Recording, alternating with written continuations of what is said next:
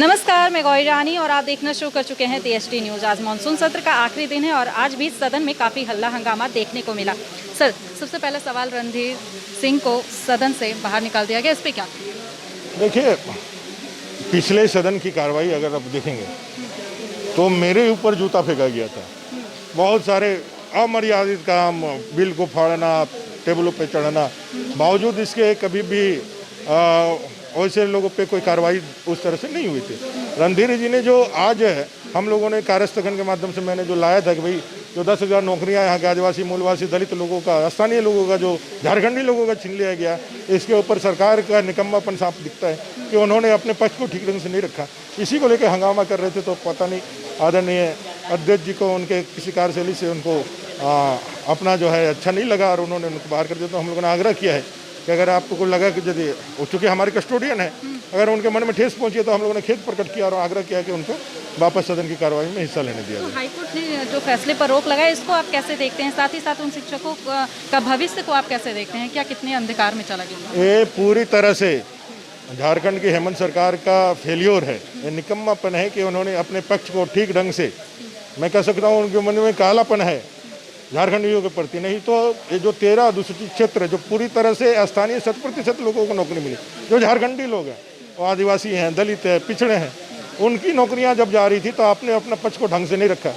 आपने अपने DGP जी को बचाने के लिए आपने फली नरीमन और हरीश साल्वे जैसे विश्वविख्यात वकीलों को लगाया, लेकिन अब झारखंडियों के 10,000 से ज़्यादा झारखंडियों का और आने वाले भविष्य के लिए भी आप 1932 की बात करते हैं और 1985 को डिफेंड नहीं कर पा रहे हैं। तो प्रश्न चिन्ह तो उस पर भी लग गया।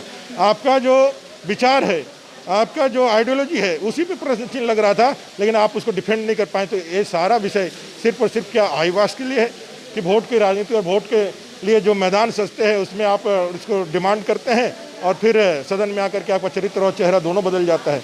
जो वर्ड और एक्शन में जो बेसिक डिफरेंस है, उसको लेकर के हम लोगों ने कहा कि भाई सरकार पूरी तरह से विफल साबित हुई है और इतने लोगों के भविष्य को जो अंधकार में डालने का आपने प्रयास किया है, आपने काम किया है, इसको सुधारने के लिए सुप्रीम कोर्ट में हम लोग भी जाएंगे और लड़ेंगे और उनका हक अधिकार दिलवा कर रहेंगे। सर, सत्ता पक्ष के द्वारा आज कृषि बिल को लेकर के धरना प्रदर्शन किया गया, इस पे क्या कहेंगे? ये पूरी तरह से इस सरकार का होता है ना, जिस तरह से पहले एक विषय होता था कि चाइना में अगर पानी गिरता है तो यहाँ के जो लेफ्टिस्ट है वो छाता लेकर निकलते थे कि भाई वहाँ पानी गिरे थे। अब ये लोकसभा राज्यसभा का मामला है। कल आप देखे होंगे अनुपूरक बजट का जो भाषण था, उसमें सारे विपक्षियों को जो भाषण था वो पूरी तरह से लग रहा था लोकसभा और राज्यसभा में वो विषय चल रहा है। ये जो किसानों के हक अधिकार मिलने का जो काम हुआ है, जो बिचौलिया बीच से खत्म हो रहा है। और ये बिचौलिए कौन थे? यही कांग्रेस के बड़े बड़े लीडर, जिनका बड़ा बड़ा मंडी, बड़ा बड़ा फार्म हाउस आप महाराष्ट्र में देख लीजिए, आप पंजाब में देख लीजिए, हरियाणा में देख लीजिए। उन लोगों का जो उनके जो लाभ पे जो कुठाराघात हुआ है, उनके लाभ पे जो चोट पहुंची है और बिचौलिया का जो बाजार बंद हुआ है, इसकी छटपटाहट में और मोदी सरकार के सब अच्छे कार्यों का विरोध करना है। एक लाइन में थंब रूल में ये जो उनका नीति है, उसी का परिणाम है। इसे जो किसान है वो किसानों को कहीं हमको लगता है जो परेशान नहीं है, क्योंकि यही वो सरकार है जो सत्ता में आते के साथ कृषि मुख्यमंत्री कृषि आशीर्वाद योजना के जो लाभुकों के खाते में जाने वाले पैसे को बंद कर दिया है। सर, मैं आपसे जानना चाहूँगी, जो हमारे दर्शक देख रहे हैं, जो हमारे किसान देख रहे हैं, मैं आपसे आपके माध्यम से आप उनको बताइए कि कृषि बिल जो है वो कितना फ़ायदेमंद है? देखिए, अगर आपके पास जो पहले मंडियों में बेचने की जो आपकी बाध्यता थी, जो MSP रेट की बातें कर रहे हैं, आपने देखा होगा प्रधानमंत्री जी MSP रेट को चौगुना बढ़ा दिया। कल आप उस विषय को भी लेकर के आप बरगलाने का काम किए। जो मंडियों में आज जो हमारे किसान बेचने के लिए बाध्यकारी होते थे, अब वो कहीं पर भी अगर मान लीजिए मंडी में बेचते हैं तो हमको यदि उसका 10 रुपये मिलता है, और कोई यदि खरीदने के लिए मेरे घर तक 50 रुपये में आता है तो मैं क्यों नहीं बेचूं?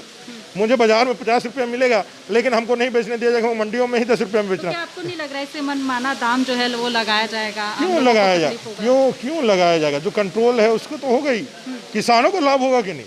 पैसा तो मंडी का बिचौलियों को नहीं मिलेगा। अभी भी क्या किया जाता है, मंडी के लिए किसानों को 10 रुपये में खरीदा जाता है और वो बिचौलिए अपने जो है वो जो अपना शीतगृह है उसमें उसकी जमाखोरी करते हैं और उसी को फिर 50 रुपये में बेचा जाता है।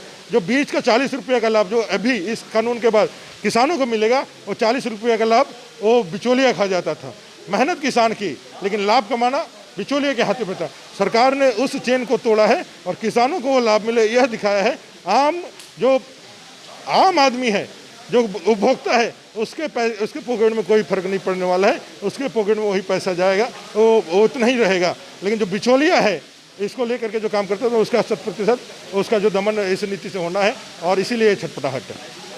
तो हमारे साथ बात कर रहे थे चंदन प्यार, एक विधायक अमर कुमार बावरी, जिन्होंने साफ तौर पे कहा है कि ये जो किसान बिल जो आया है ये पूरी तरह से किसानों के लिए फ़ायदेमंद होगा। तो फिलहाल इस खबर में इतना ही। तमाम और खबरों के साथ जुड़े रहने के लिए देखते रहें एचडी न्यूज़।